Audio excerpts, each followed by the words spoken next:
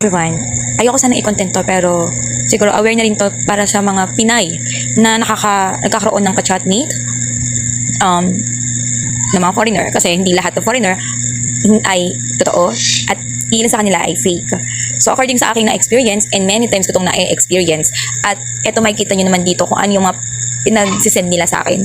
Kayo ba naman, di ba? Scam alert tayo, guys. Kayo, kung ikaw agad ka madadala sa mga salita nilang mabola, mabulaklak na salita, dapat hindi kayo maniniwala agad.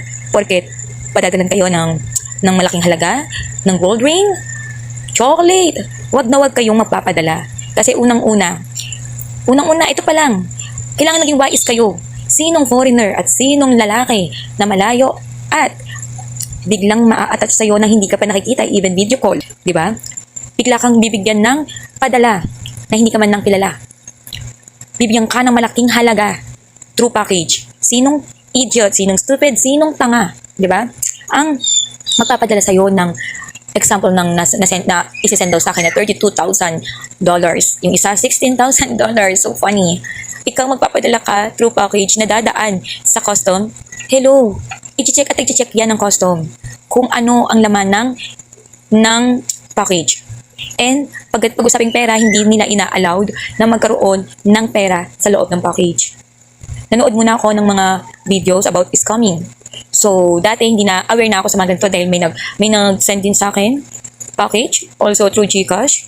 And ayun nga, yung lalaki na yun is from Malaysia. At ngayon naman ito from Germany and from US. So, nakaka-irritate lang kasi ayaw kanila tantanan. Dahil nga daw, nandun na daw yung money, ay yung padala nila sa custom. So, itong Global Express Logistics, itong Acrodite ba yun, na courier, kinukulit nila ako.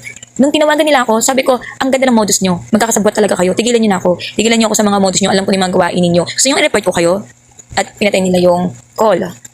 Then, hindi nagpatinag yung isa. Tinawagan ulit ako. Ayaw niya akong tigilan. Sabi ko, i-report kita.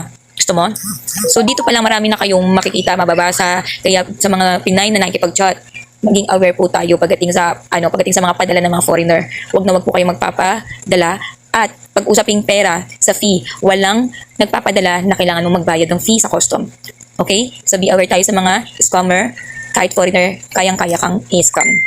Kaya good luck everyone and be wise.